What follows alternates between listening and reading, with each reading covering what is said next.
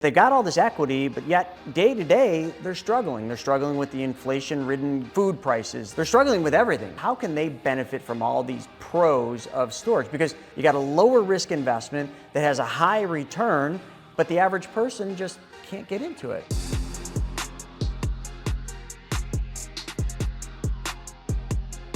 The ultimate in real estate is being the bank.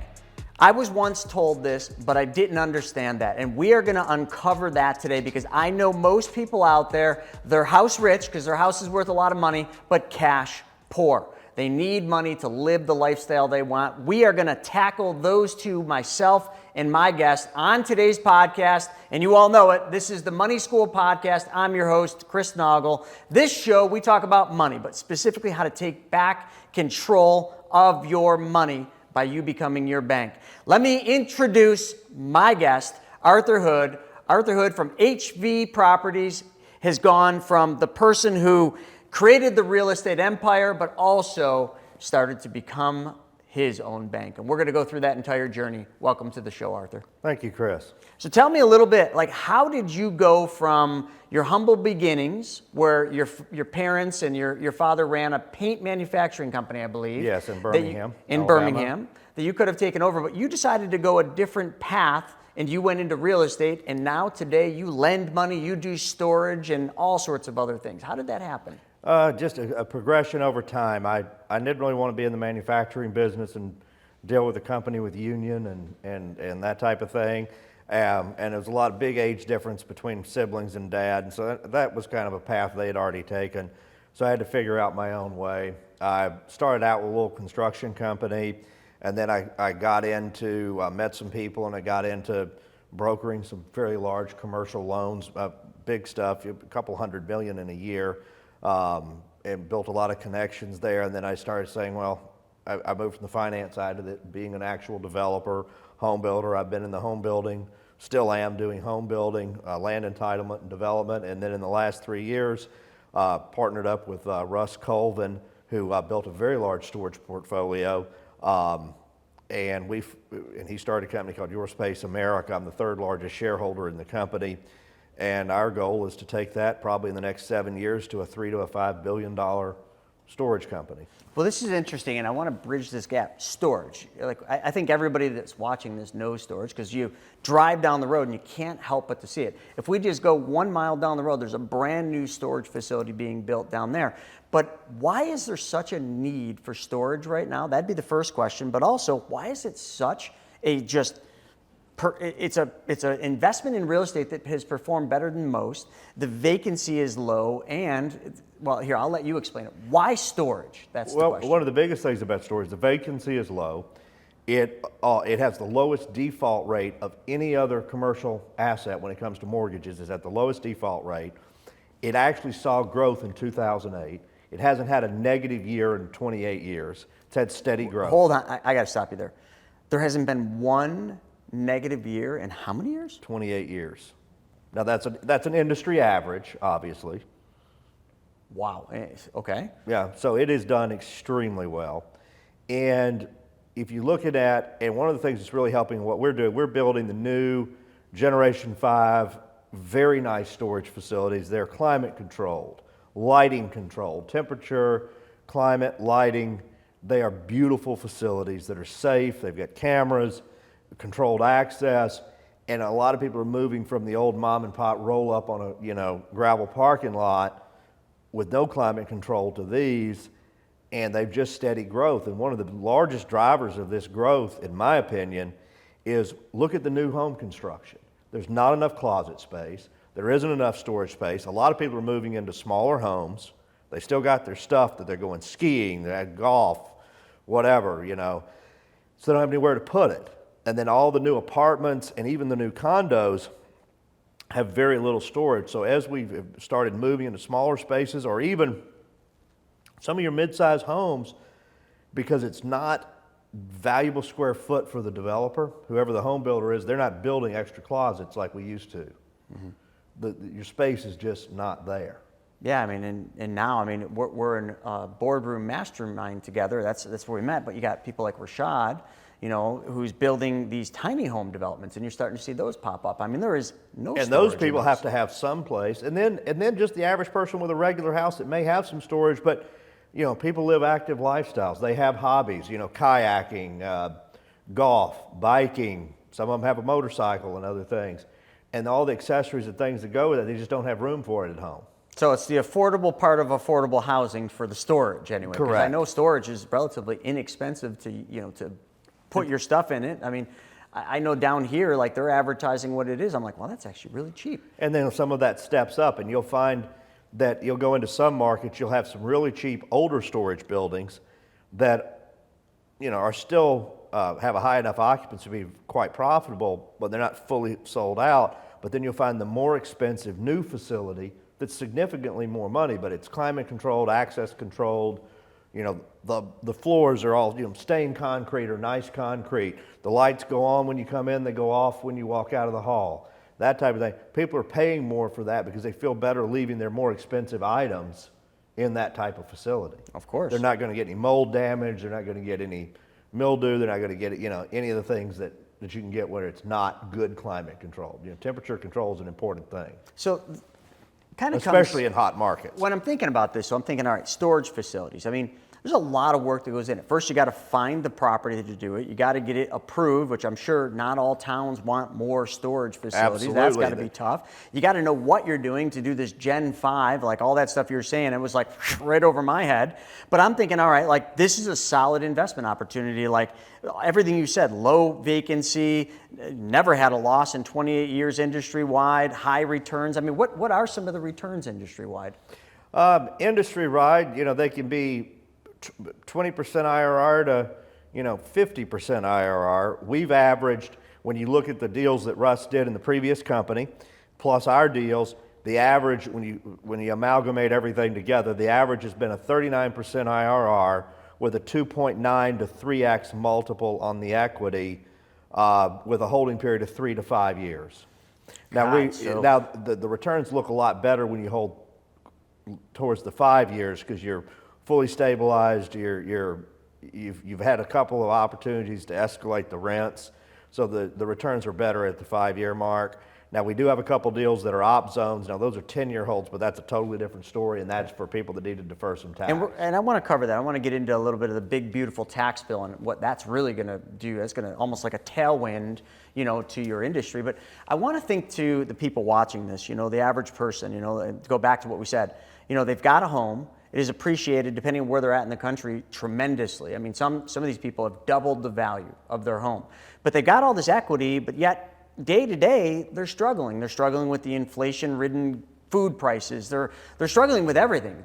You hear it, you see it, it's in the news. Absolutely. So how can that person that's got equity in their house, how can they benefit from all these pros of storage? Because, I mean, I'm thinking about it. You can't just go do your own. You wouldn't have the expertise. So, can they invest in storage and get part of that return, that 30-some% return? Because, I mean, that's better than what they're getting in the stock market. Absolutely. And sounds like it's a lot lower risk. So you got a lower risk investment that has a high return, but the average person just can't get into it. One of the things that gives us a really high return at Your Space America is Russ's ability, what Russ Colvin, a partner, in finding sites. I mean, we look at 100 sites to pick 2 that we actually move forward with, because we look for sites in areas that have demand, that aren't oversaturated, but also are hard to get entitled. And Russ's secret sauce, he's pretty good at getting things entitled. So we go in areas where somebody else is probably not going to come in right behind us, because we're going to areas that are tough. Cities don't always want you there because you don't provide a lot of jobs, but then some cities do, some don't. But he's done an amazing job at doing the entitlement. I handle most of the capital side, and together we've got some amazing projects. Now, if I was trying to get equity out of a home, and I've thought about this, I've got a lot of equity trapped in my house.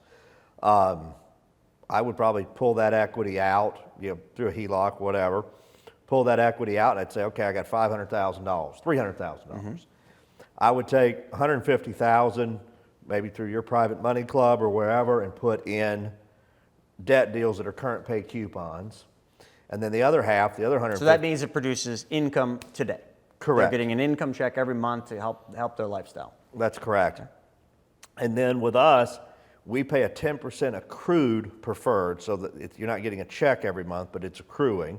And we're working on a product that would pay current on the equity, but it'd be a little lower rate. But on us, you could then put the other, so your first 150 is covering your cost of borrowing the capital and giving you a little bit of money. Then the other half you could put in here for real equity appreciation. You know, theoretically, you got, let's say just for easy math, let's say it was 400,000. We got 200,000 over here making you 12, 13%. So that's 24, 26,000 a year. Then you got another 200,000 over here that's going to be worth potentially 5 to 600,000 at an exit in 3 to 5 years. And there's tax breaks because you get a negative K1 because Jeff Hyatt will do our cost seg studies. Mm-hmm. So the first few years, you're going to get a negative K1 that you can offset. Might as well give Jeff Hyatt a plug here. I mean, Jeff right now is doing the cost seg on the building we're in, this office building. So thanks for bringing him up. And he's doing our cost seg and one of our investors. Well, hey, there's a big shout out for him. And you can go into a little bit more of how the cost seg could actually help someone, because you're going to wind up with a negative K1, which is going to help offset their income that they're already making on this new money that they've pulled out of their trapped house money. So let me just unpack that for everybody. So let's just say somebody watching this, you've got a house. You got $300,000 of equity trapped in the walls of your house, to which you then get a home equity line of credit or an all-in-one first lien HELOC mortgage. And now you got that cash and you want to say, okay, I want this money to help provide income for me. Okay, but I also want some of this money to grow long-term to help for my retirement, for my legacy, for whatever. It's just down the line. You had a unique way of doing that. You said, okay, well, let's do the math and let's take that 300, just as an example, and find out how much needs to go into a debt type of loan, like a first lien, private lending deal that you're getting 12 to 15% on. And you pencil that and you say, okay, that covers the cost of the full loan. The 300,000 came out, X amount, just say 150 goes into a deal paying 12 to 15%. The math on that covers the cost of that home equity line and maybe a little extra income. Then you take the difference, you put it into like a storage deal like yours where you're getting equity, and then that equity is going to pay out in 3 to 5 years when the deal is completed and you have your exit. So it kind of covers two things. You got an income play and a long-term equity growth play. Which is going to give you capital appreciation. Yeah. So then that equity pays out 3 to 5 years. You could take the amount, pay off your home. Now your home's paid free and clear, or the home equity line, and you've got that extra money to then reinvest or do something with. I like that. And you could unpack the third part, which is those first few years you're going to have negative K1s. Yeah, let's talk about the big, beautiful tax bill, because hey, why not? Some people hate it. They're like, it's just for the wealthy. It's not going to benefit me. And we were talking offline on how much bullshit that is, because it pisses me off. Now listen, I got to be careful how I say this. I mean, you're in a studio. Some of you are seeing the cars. Yes. I mean, wealthy, like both of us do well. I mean, you flew in here on a Learjet and you own your own jet. So you didn't even fly in on your own jet. You decided, hey, I want to save, what did it save you? 40 minutes. I'm going to take the Lear, not my jet. So you got and I had a pilot off today, so. You had a pilot off. But nonetheless, you got a jet. So I think a lot of the people watching this, they're like, they know you're a wealthy individual. So how we benefit from this big, beautiful tax bill is what we're going to talk about first. We can talk about the bonus depreciation, which was going to sunset, which was going to suck, but now it's been reinstated, so 100%. So let's talk about how that doesn't just benefit the wealthy, it could benefit the person that has $300,000 in equity and just looking to kind of get ahead a little bit. Like, what would that do for them? Well, that would do quite a bit for them because, there's several things in the tax bill, but the bonus depreciation would mean that everybody in the first couple of years, because of what can be written off, and we'll do another segment on what cost seg does, but we're going to write off things like doors and windows and flooring and garage doors and other parts of the building at a much more accelerated rate. So you're going to get a big loss those first couple of years from the entity, which you can use that loss to offset your other income, which will save you taxes. So that's a third benefit of being an investor using your trapped home money. So it's not just benefiting the wealthy. No, it'll benefit anyone. I love it. I love it. Most tax laws that everybody says are only for the wealthy or only for the billionaires, really, if you break them down, at a smaller level, most everybody can use some, if not all of them, throughout their lifetime. Well, I know most everybody could use almost everything in the tax bill except for us, because things like the SALT deductions, which went from 10 to 40,000. I live in New York State. I know you're in Texas, so you don't Yeah, need salt to what? You don't need. You're like, what? Salt? That's put that on my steak. No, Yeah. no. I'm talking about the SALT deductions, which helps us poor folks up here in these stupid states like New York and California, where we pay exorbitant state tax. Like, that would be a great deduction, but when you look at the tax bill, we're phased out. So I think 500, 550, somewhere in there in income, you don't get that. Same thing with the interest on the cars. Like, I love cars, and I pay interest to myself on all of them. I'd love to write that off, but I'm income phased out. So when people say it's only for the wealthy, that's not the entire story, and they didn't read the tax bill. So I don't mean to, poo-poo on anybody that's like, oh, that tax bill didn't help me, but it is helping you. You just didn't read it, and I did. So that's the difference. So what else? Like, let's talk also about storage. Like, what do you see the future of storage is? There's a lot of people building storage right now. There's a lot of people building it, but there's a lot of replacement of old facilities that, were nothing more than a barn with split up into roll-up doors.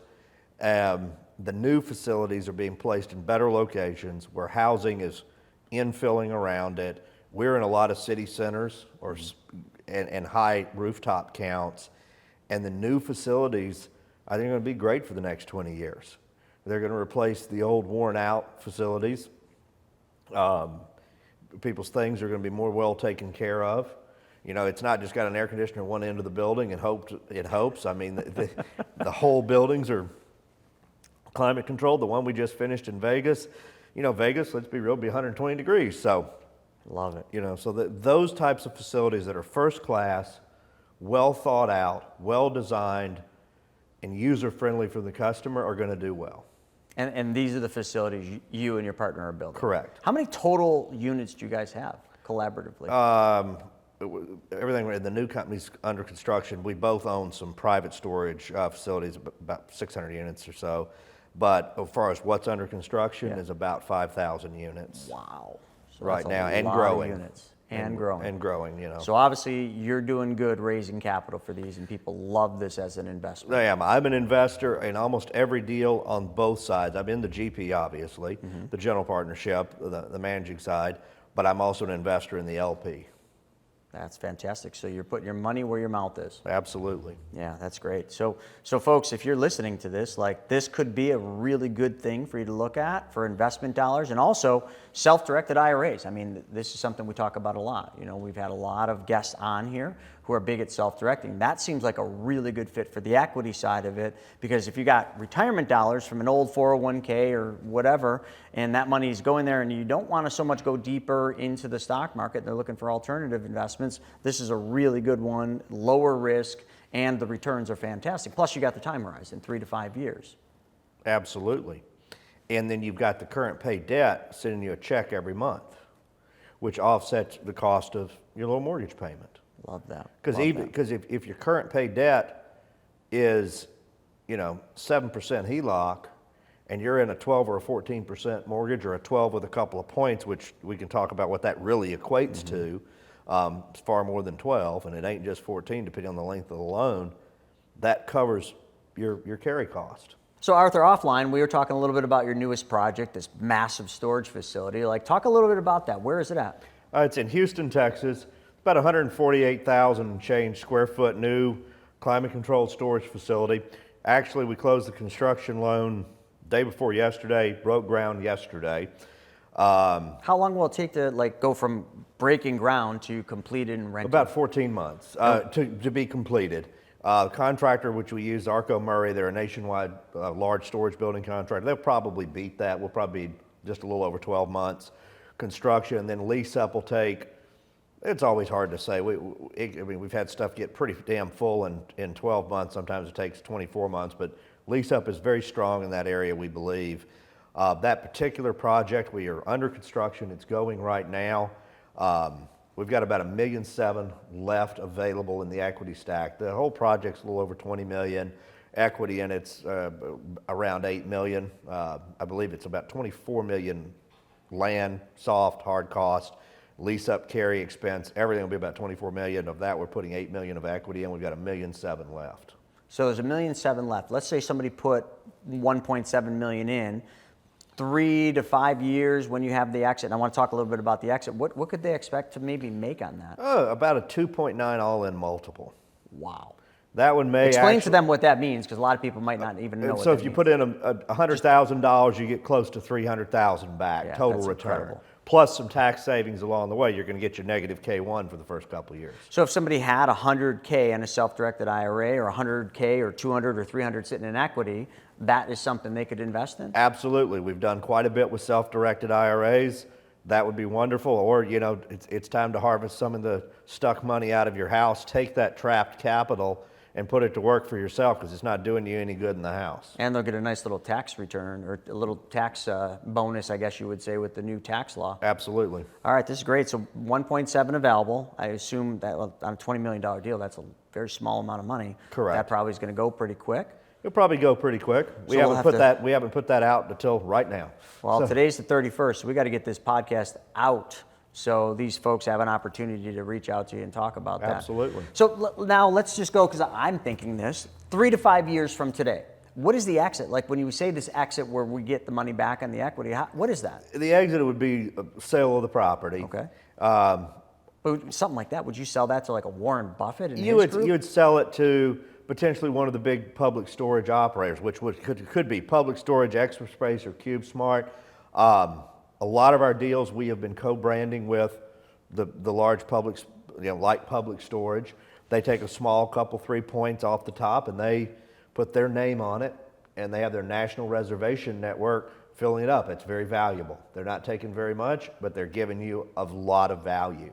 And because you're filled up faster, you're connected to a national reservation network. You move from New York, where we are now, to Houston, Texas. You go online and you Google, and Public Storage pops up, or you're already in one of their spaces somewhere else in the country, and you move to Houston. Well, that helps keep us full.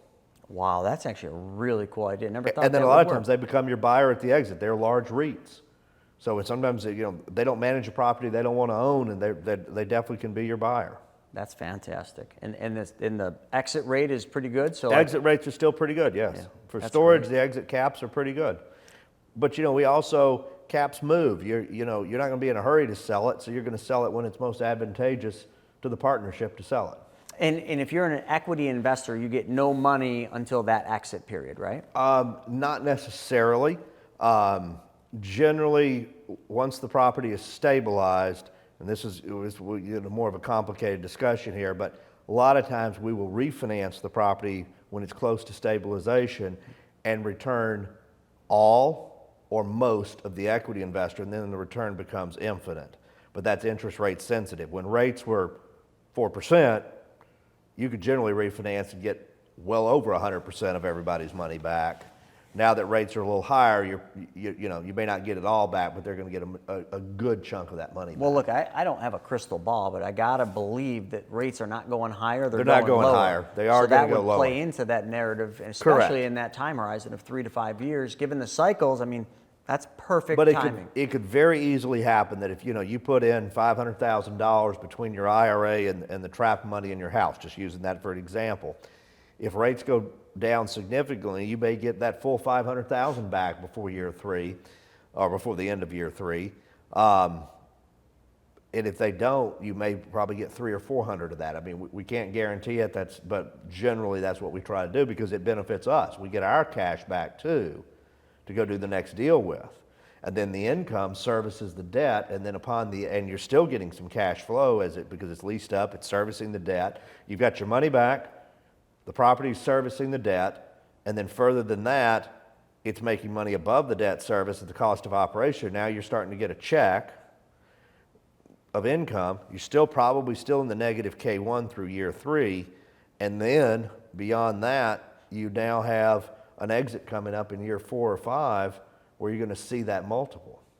So, folks, listen, if you're interested in even learning more, Arthur, can we put your contact information in the description? So we'll put it in the description so that if anyone's interested in investing, talking to Arthur, learning more about this, that'll be up there. But I want to move over because you do a lot of things, and you know a lot of really important people. And we got on this discussion about, drug addiction and Alzheimer's and all these things that literally like we all deal with, PTSD.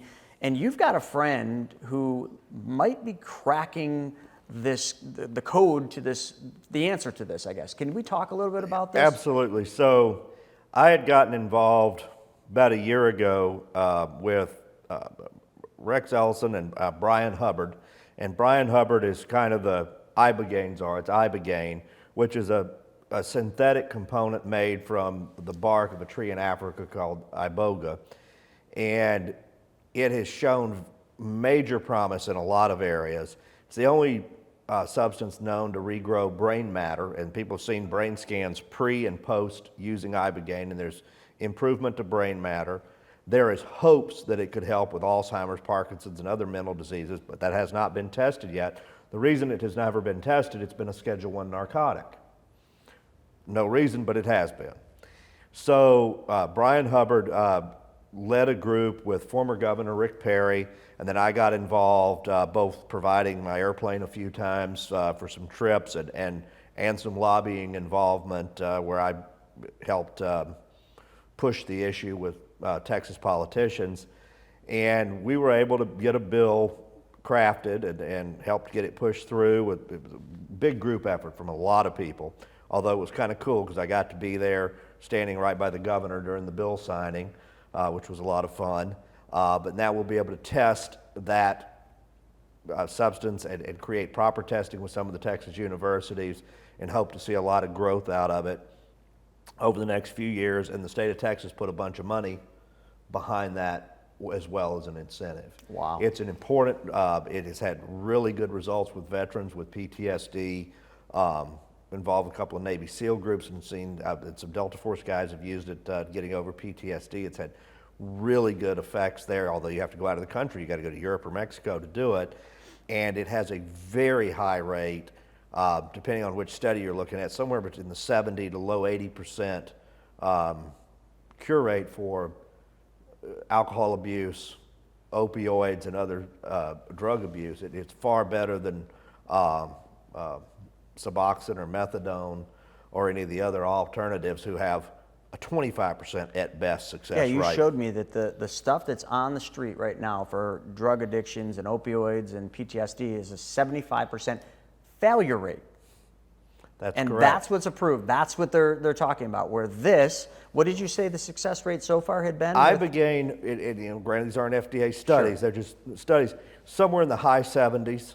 Success rate. Success rate. So 75% failure rate for what's available to people that have this, to a 70% success rate. And we've in seen what's the in success testing. rate, somebody says 70-something to 80-something%. So if you just say somewhere in that range, and it's not something that, somebody's going to, it's not truly a psychedelic. Nobody's going to go out and want to do this recreational. But it is there's been a lot of good things, a lot of positive things. And everybody, I've not done it. Everybody that I've talked to that's done it said they needed to do it. Some said they would do it again. Some people have had to do it twice. But most people said it's not something you just go out and look to do again, but the benefits were amazing. Wow.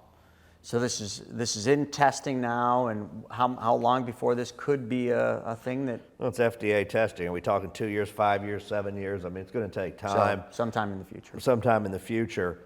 We'll stay involved with it. Brian Hubbard's done an amazing job, and former Governor Rick Perry, as far as pushing this agenda.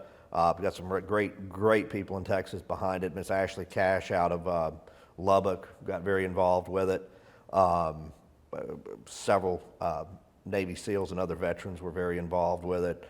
I was glad to be a part of it and able to help move some people around and get things done with it. But I think it's going to be very important. I think for whatever reason, the big drug companies fought against it for a long time. And that's a whole nother topic. Surprise. That's a whole other topic to unpack. I'm hoping that they'll get out of the way and let the testing be done. But if you have any family members, relatives that are struggling with opioid addiction, whether it's meth or what have you, and being from the South, I'm originally from Birmingham, Alabama, and we're an hour away from Meth Mountain, which used to be Tomato Sand Mountain, but it's Meth Mountain now. So, wait, Tomato Sand Mountain? There was an area up there, was Sand Mountain, and up in that area, which it was with the sand, they grew a lot of tomatoes. Well, that didn't make money, but the meth did, so that area. God, and there was I did not know documentary on A&E or somebody about Meth Mountain. So, wow. It's a huge problem in the South. It's a huge problem in Alabama, Georgia, Tennessee, Kentucky. It's been a huge problem all over the South. Rural Appalachia has been destroyed with it, meth and other opioids. And Ibogaine, for the people that have had that problem and have gone out of the country, where they've gone to some of the clinics in Mexico or Europe, have had massive success far beyond any of the current approved treatments. I can't imagine many meth addicts are getting on planes, flying overseas just to get treatment. Very few, but some that have good families and ability to push them there. So definitely the few. The few, and then and more when it comes to alcohol abuse. So let me ask you, I've been talking a lot about this, and you're the perfect person to ask about this. I know. Real estate has been an interesting topic over the last 5 years because there's a huge need for housing, a massive need for housing. But the developers, like all the developers and all the real estate investors, have gone deep into providing housing, but the wrong kind of housing.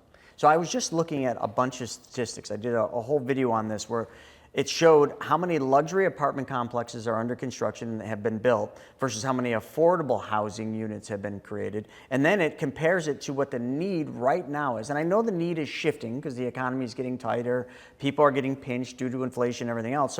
But people can't afford the housing stock that's being built. In Texas and in Florida, they're seeing double-digit vacancies in these luxury apartment complexes.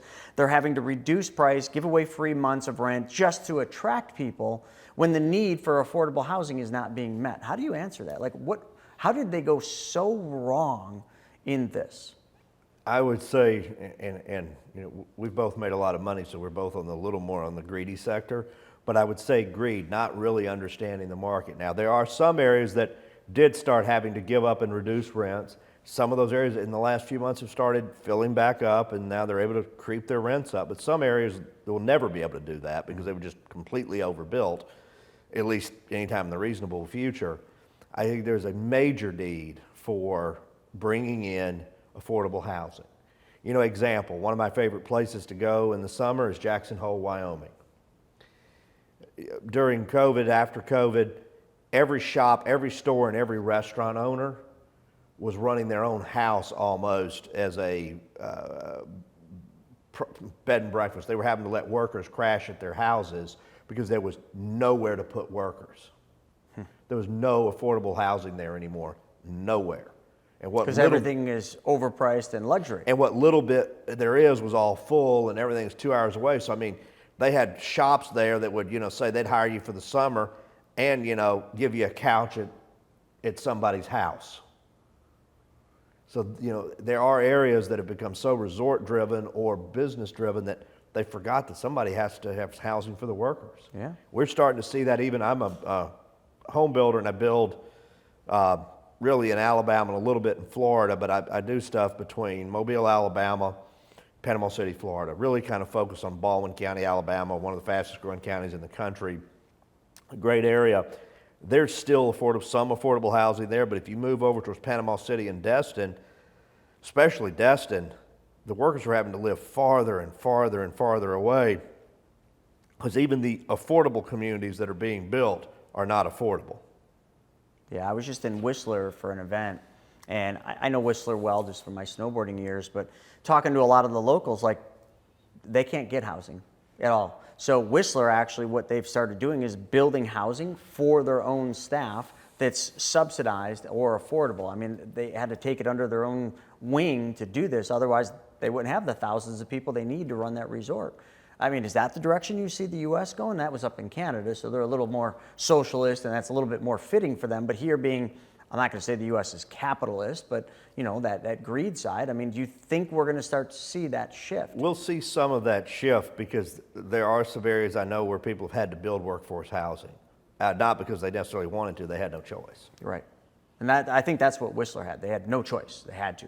Yeah. Otherwise, the resort shuts down. And a lot of the resort communities, especially in the Colorado Rockies, all the way up through Montana, need to start getting on that program really quickly because there is nowhere for the average person to live. Wow. And when you look at somewhere like Jackson Hole, it is no longer the playground for millionaires. It's the playground for multi-millionaires. Because I mean, just a vacation house there has gotten insanely priced. Hey folks, if you're liking this content, throw a like on this podcast, tell some friends about it, and also put your comments below. Are you living the life that we're talking about? House rich, cash poor, and you're looking for the answers? Well, that's what we're getting into. We're getting into more of the answers of how do you change your life? How do you get returns on the money you have? And how do you create that abundance you want in your life? Well, let's get back into it with Arthur. Arthur, now a lot of times when we've met, we've talked a little bit about privatized banking and the stuff that I do with infinite banking concepts. Now you're sitting in the private jet and you're on that wealthy side, and I always tell people this has existed for the wealthy for a long time.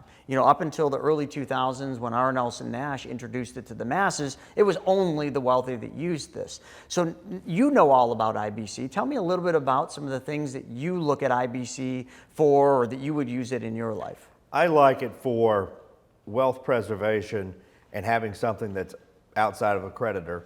And, everybody in business, if you're building things, if you have other operating businesses that have liabilities, it's very nice to have a chunk of money that you can use and you can access, but isn't up for grabs if something happens. Yeah, protected against judgments and liens, which is a huge thing. And plus the tax advantages. We talked about the big, beautiful bill, but yeah. I know offline we were talking about your one buddy who, is doing a lot of stuff with trust, but his life is complicated, but yet he's not paying taxes. He's not paying hardly any tax except a little bit of money he pulls out, but he's built a massive fortune not paying tax, but to the point that it is a awesomely complicated structure. Yeah, where what we do is very simple. I mean, right. Using a specially designed whole life, building it so that it's still considered life insurance by IRS code makes it so massive tax advantages. Any internal growth is tax-free, it's tax deferred. I mean, that's just dream come true for some folks. And if folks. you've got the cash, you fund it, why would you buy a car for cash when you could put it in your life insurance, have it growing, and then pay yourself the same car payment? Yeah, exactly. Buy this car and then make the same payment back to yourself. You get all the money back for every car now. And under the new beautiful bill, if you're under a certain income threshold, that payment's deductible. Absolutely, which we're phased out on, which is why I'm a little pissed at the bill because I thought that was going to be pretty cool. I looked at the bill, I'm like, phase out? What? So now we can't even benefit from that. Another interesting thing about, the infinite banking concept that I think is worthy of talking about here is, I heard a guy who runs a family office, he was talking about how they use IBC, and it was different than the way we do it. He said what they do is their clients, they always suggest they put them into these policies. A lot of it is estate planning because they're using the policy's death benefit to cover the estate taxes when that client passes away. But he said this, and I thought this was interesting. He says, it allows us to put our clients in higher risk, better return deals without having to worry about the losses. So, and how he said it is the money in the policy is growing tax-free. And they're investing in long-term stuff, multi-generational stuff that won't benefit the current person, the current client, but benefits their family. He said, so we can go into a longer duration investment that is a higher risk to get the bigger returns with a portion of the portfolio. Right. If that client passes away and the portfolio is down, we don't have to liquidate the portfolio and make the family members whole because we got the death benefit. He said, so what we're really doing is we're insuring risk. I'd never heard about it talked that way. Did you ever give any thought to that? I've heard that one other time, but I didn't really focus on it, but that makes a lot of sense. Yeah, so you got this investment that's going to pan out someday, we don't know when, but then that person passes away. So let's say the client's 60s or 70s and they die prematurely, which, hey, listen, a lot of people have been dying. Ozzy, Hulk Hogan, my gosh, the list goes on, but not to go down that rabbit hole. So the client passes away prematurely. The family members, in most cases, just want to liquidate some of the investments. Yep. So they go to the family office and say, hey, we want our money. pay us our money. I mean, that's that greed thing.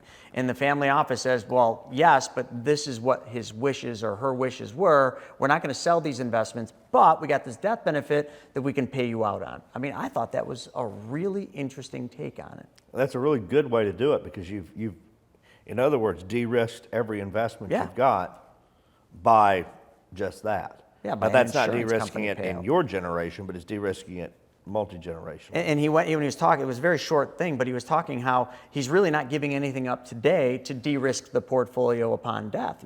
Because the cash value is growing, it's compounding, and they're using it to do other investments and do other things for the family. But upon death, it became that de-risking lever, where they just now pay everybody out just on, well, the insurance company's essentially paying that.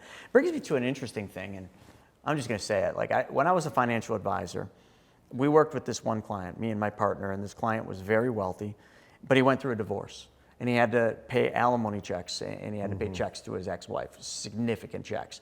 And I remember this, he was sitting in our office, and he was my partner's client, not mine, but I saw the whole thing because I was there as just one of the advisors. And the guy physically said, I cannot write the check. I can't do it.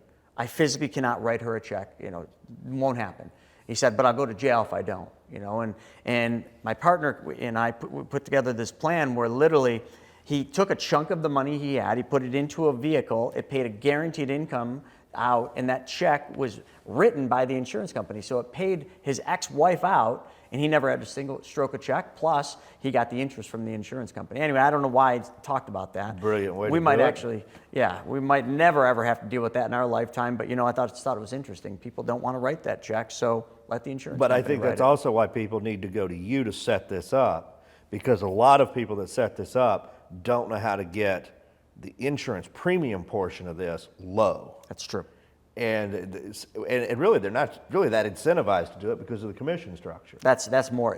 They might be able to figure it out. It's not hard to figure it out once you study it, but it reduces your commission by roughly 90%. I don't know a lot of advisors that are looking to make less. They're looking to make more, and they're looking to have less clients because it's less work. And that's why a lot of people, I think, a lot of other financial advisors have been against the whole life policies. 100%. Because they see it as just the high commission, and the only person getting rich is the broker. Where you've become unique. You have cut the death benefit. In other words, you've sliced your own throat to a degree to create a product that actually benefits everyone. You're absolutely right. It's not because I want to. That's the only way. That's the only way this works. Is somebody's got to give, so somebody else gets. So and you've made a good living out of it. Slitting my throat, I guess. I mean, I just did a video recently where it shows how I've literally given away $10 million since I've been doing this, over $10 million in commissions because of how we write these policies, how we design them. So $10 million to some people, that's a lot of money. To me, it's just like, that's just the cost of doing business. Cost of doing business the right way in this particular industry. That is correct. Yeah, no, I appreciate you talking about that. Now let's finish this up with talking about jets. I know for me and my wife, and I talked about it this morning, when you sent me that thing that you were leaving Texas, and it said 2 hours and 20 minutes to get here, I'm thinking, how the hell is he getting here in 2 hours and 20 minutes? And I'm like, oh my God, he's got his own jet. Doesn't have to stop. No layovers in Atlanta to switch planes for Delta.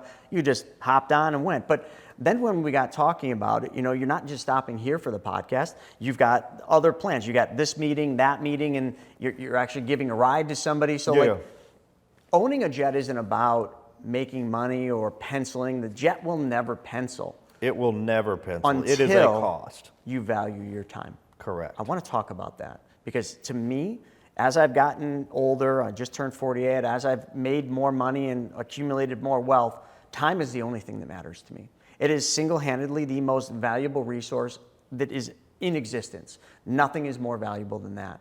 And the jet buys back your time. So talk a little bit about how you rationalize the idea of taking the plunge and getting a jet. Well, look at my day-to-day. I got up this morning about 4:30, took a shower, got dressed, went upstairs to my home office, did a few emails, walked out of my door at 5:30 in the morning, over to the private airport in less than 20 minutes, walked onto the airplane, and I was in the air a few minutes before 6 a.m. No time wasted this morning. I landed up here, I had a car and a driver on the ramp, pulled up to the wing of the airplane, stepped off, walked 15 feet into a car, and I'm at your office. Ever how long it took to get from the airport. The entire time in the car, I was able to answer calls and respond to emails. I'm going to leave here this afternoon, go have an afternoon meeting in Long Island with one of our finance partners. I'll be there an hour in Long Island, and then I'm heading down to Nashville for probably won't make dinner, but drinks with someone tonight, and then an attorney meeting tomorrow, and then I'm over to Atlanta for a post-closing dinner on one of our deals at Howell's Steakhouse Friday night in Atlanta, and then I can either go back home Friday night, which I probably won't, or Saturday morning. You bought your time. Plus, for me to do all of that commercially, Well, you couldn't. I couldn't. You physically couldn't do it. No. I mean, I don't care how good you are at logistics, you couldn't do it. And you know damn well, with everything you just said, there'd be a delay that would have messed that whole thing up. Absolutely. And you know, you don't have to walk through TSA. Nobody's making you take your shoes off, although that's ending, you know.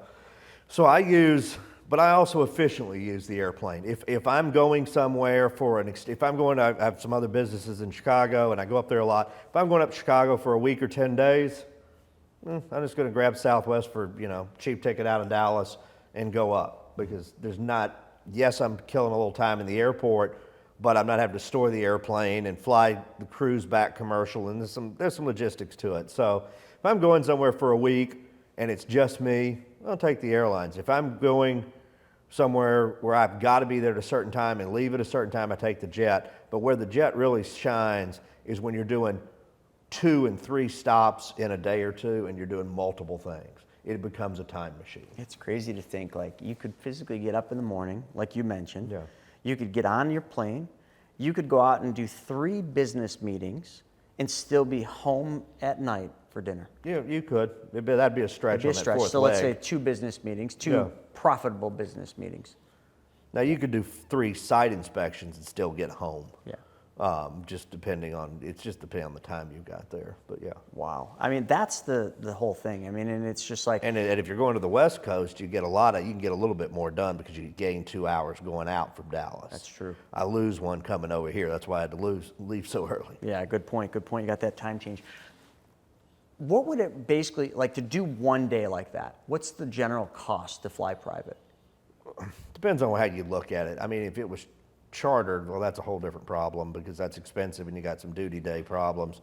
But if it's your airplane and you have no debt service on it, you own the damn thing, or you have a good, something along those lines, you're going to burn in most of the what we would call light jets, the Lear 31, Lear 45, Citation 525 series, Citation 560 series, Embraer, well, that's an expensive airplane, but Embraer, you're going to burn about $1,000 an hour in fuel.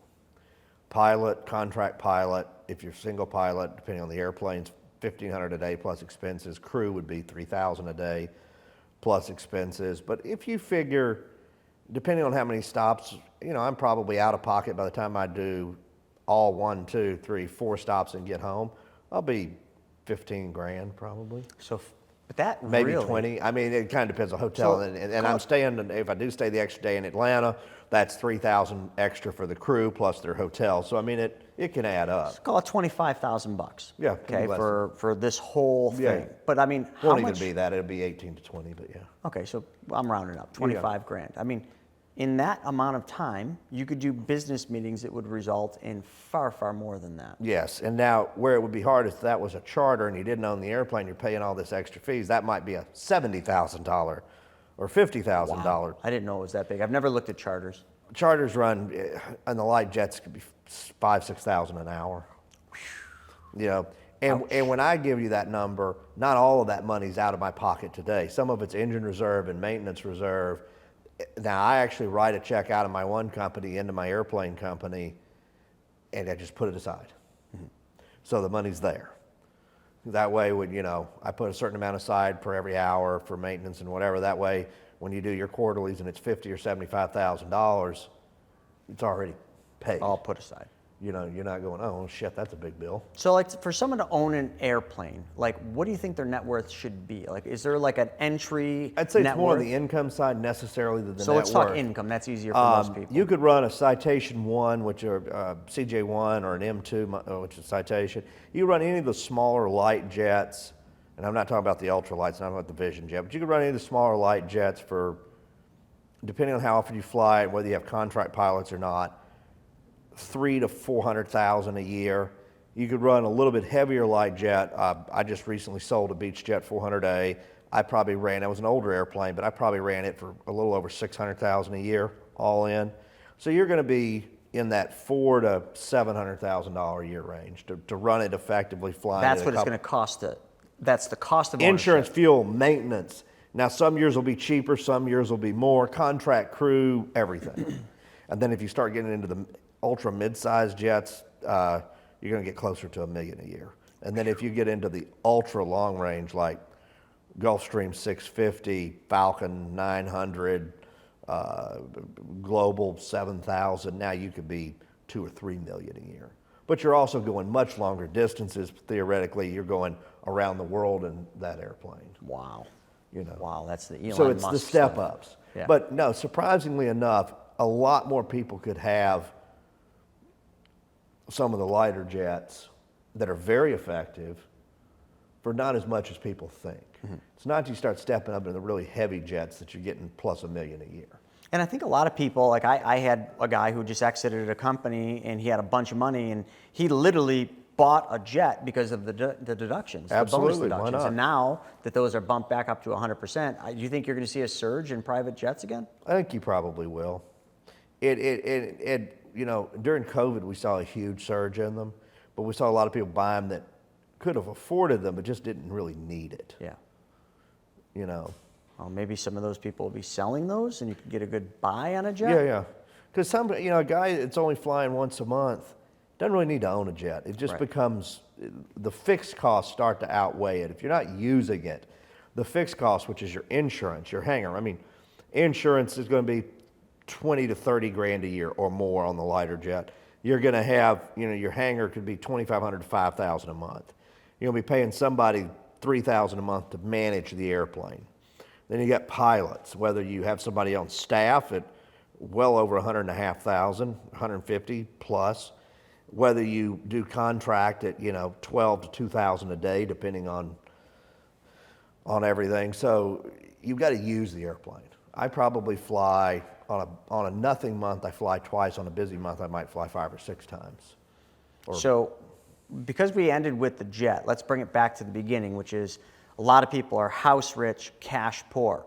So we went from that, how to take that, get into storage, a lower risk, higher return type of real estate investment, how to do that, but yet still cover their expenses on using debt and equity to make that long term. The equity is then going to start building the wealth over time.